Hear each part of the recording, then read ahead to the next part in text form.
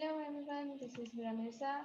I am from PS Clinical Psychology Semester 6, University of Sialkot. Today the topic of my presentation is pica disorder, which is an unspoken eating disorder.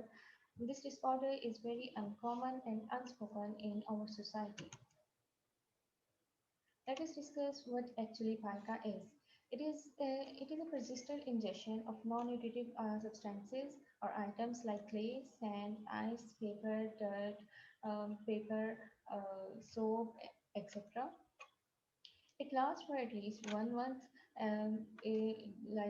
which means its diagnostic criteria or its diagnosis should be given if it lasts for at least 1 month or more than this at an age for which this behavior is developmentally inappropriate. For example, if a person if, or if a child is of 18 to 24 months adopt the pica-related behaviors like he or she may eat sand or clay, or he's interested or habitual of eating clay or sand or mud or metallic things like iron, and like nails, then he should be given the diagnosis of pica disorder. It is a psychological disorder which is characterized by an appetite for substances that are largely non-nutritive, because it also puts a great role, or it also plays a great role on the psychological level of a child, which is characterized by its appetite. And the patient may become habitual of eating non-nutritive nutritious substances like clay, sand, or any metallic substances like iron, or any other substances like nail. The substances consumed are maybe biological in nature, like for example, it may be the hair of the person. He may put his or her own hairs, and he started eating this, or it may be feces, or it may be natural in the nature like ice or dirt, or it may be natural, it may be man-made like nail or coins, etc. What pica actually is, or in the situation of pica related behaviors, what the patient craves for. They may crave for secret ashes, matchstick ashes, paints, cloths, dirt, copper, soap, or and even plastic or even paper. Pica is when what you crave is not fit for human consumption. Non-pica behaviors are, people should eat healthy food and nutritious food like fruits, vegetables, and meat, and the food which is high in its nutritional level, and which is suitable and beneficial for your own body. But in pica, the people or the child may start craving for the consumption of the food which is not fit for the human. Let's move on to the causes of pica.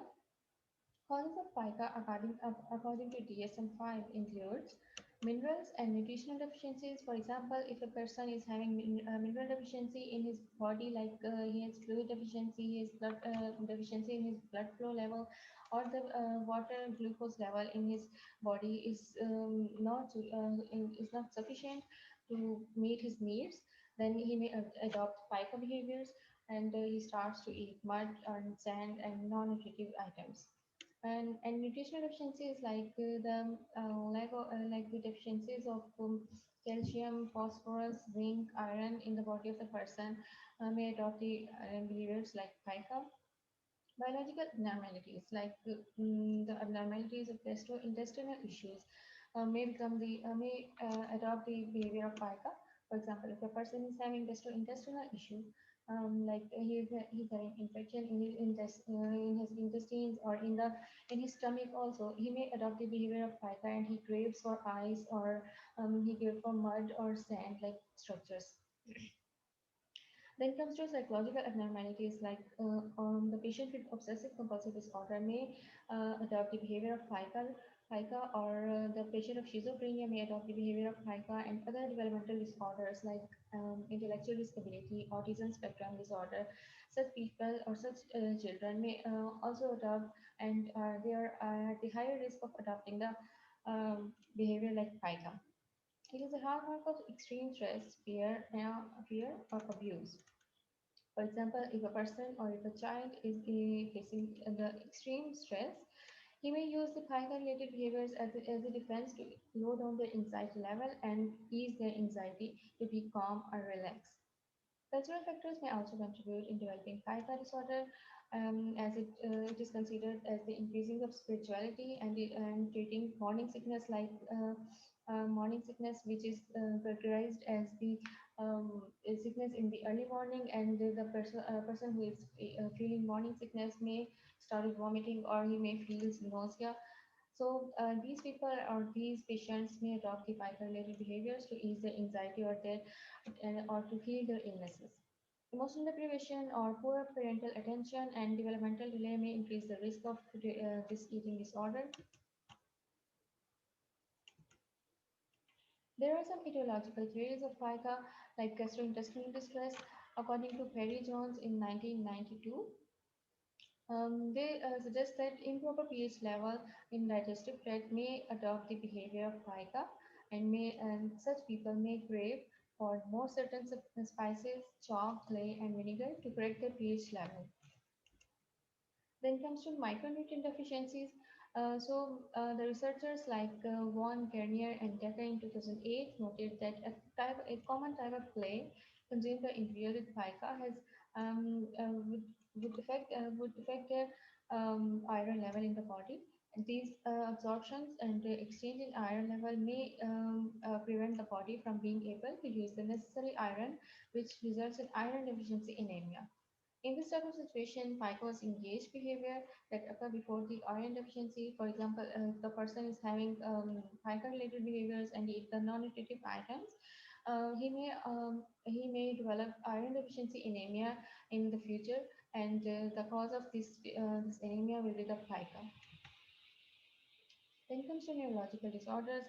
Howard in 1998 conducted a case study of a 75 years old female who was having python-related behaviors and consumed coins, nuts, wires, plastic, and dried flowers. She has equated all his desires in the way of listed items to be on the level of smokers need to have cigarettes. When she was presented in the psychiatric clinic and the coins and these non-nutritive items presented to her, she was a bit of embarrassed, and she thought that she's very totally fine, and she didn't take consume these items. The results indicate that the frontal lobe of the brain of that woman was damaged, and the cognitive functioning was also damaged and decreased. So she has adopted python-related behaviors. This study suggests that the brain lesions in the frontal lobe, which controls the memory functioning and the emotional functioning, may also cause the pica to be adopted. Next comes to the obsessive compulsive disorder in the etiology of pica-related behaviors. A case study was conducted in which 10 years old boy was having pica-related behaviors and consumed carpet and cloth fibers. He described his activity as irresistible and would experience a bit of tension before consuming the fiber. After eating the fiber, he reported that he feels very relaxed. After the assessment of that boy, he was assessed with and diagnosed with obsessive compulsive disorder symptoms. But at the end of the follow-up session, the pica-related behaviors were decreased, and he didn't report the pica-related behaviors. The study supports that supports the idea that pica is related to obsessive compulsive spectrum disorder due to the pica related behaviors. For example, if a person is having OCD, he may adopt the pica related behaviors to ease his anxiety and ease his obsessiveness. Then comes to the eating disorders. It is said that eating disorders are serious mental illnesses. It is not the lifestyle choices. For example, if a person or if a patient is having eating disorder, it is his serious mental illness. Please take it as a serious mental illness. It is not his choice to be lived as this lifestyle. Let's move on to the signs and symptoms of pica. It may include the consumption of sharp objects, stones, earthy soil, For example, if a person is consuming earthy soil, burned matches, and the ash of the cigarettes, he may develop the symptoms of pica and he may be diagnosed with pica after the assessment. This pattern of eating should last at least 1 month to meet the diagnostic criteria of pica. Then comes to the complications of pica. It may include the dental injury, nutritional deprivation, and for example, if a person is consuming lead from the pencil or even from other sources of the it may result in the ingestion of paint or plaster, or it may result in the intestinal obstructions and infections in a very serious level. The person consuming nails and stones or even metallic things and non-nutritious things may adopt the dental injury by continuously chewing the metallic things will result in the dental injury. Prevalence of pica in autism spectrum disorder. Pica or eating of non-food items was commonly seen in children with autism and other developmental disabilities, for example, intellectual disability. The prevalence rate of of pica in autistic and intellectual disability children was 28%, and the prevalence rate of pica in only ASD without the intellectual disability was 14%, and 10% in the children who had only intellectual disability without autism spectrum disorders. There is a case study of pica disorder and other learning disabilities. Heckworth and Williams examined the relationship between sickle cell anemia, which includes the um, modified shape of blood cells, and which may block the nerves and internal tissues of the cell due to the modified shape of the blood. In with, they examined the relationship between sickle cell patient and the consumption of foam rubber products. They conducted a case study of 15-year-old male with sickle cell anemia who consumes rubber since he was around 6 years old. He chewed the rubber from furniture, mattresses, iron board pegs. As is common with pica, he was embarrassed with this behavior. So he has the historical asthma and attention deficit disorder and the reading disorder like other specific learning disabilities. This case supports the relationship between learning disabilities and pica behavior. In short, it is very clear that the patient with asthma or ADHD or other specific learning disabilities may adopt the pica-related behaviors, or pica is very common in such patients. Let's move on further. Pica, a potentially life-threatening disorder, is common in children with autism or intellectual disability. It is important for both parents and healthcare providers to be aware of the risk so that they can carefully monitor their children, put safety measures in place, and immediately intervene, even intervene early if a child does eat something they shouldn't. Let's move on further and discuss a very interesting issue about pica. Pica is very common in pregnancy.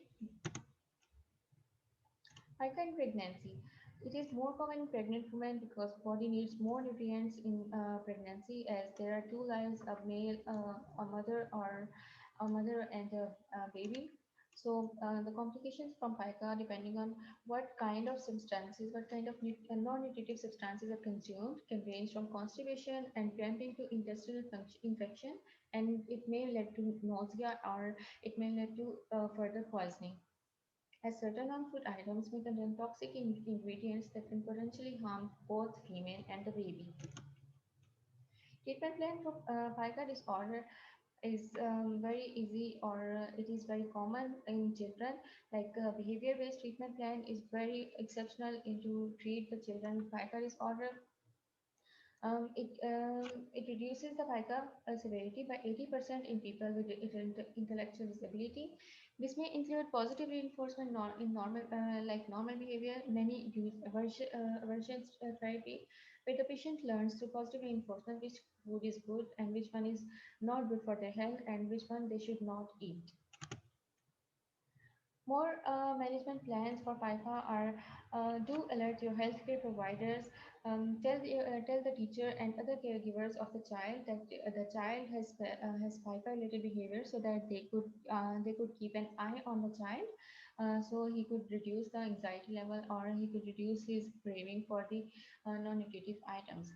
Do your best to pica proof your home. Like if your home consists of stones, muds, or any metallic things like non-nutritive things which you think that your child would consume, please take it off from your home and make your home pica proof.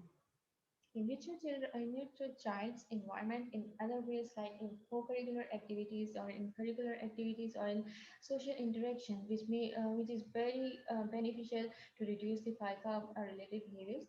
Please keep your child with the children with the other children which are non-FICA or which have great sense of what to eat and what to not eat, as the environment of the children may affect very large level affect at the very large level.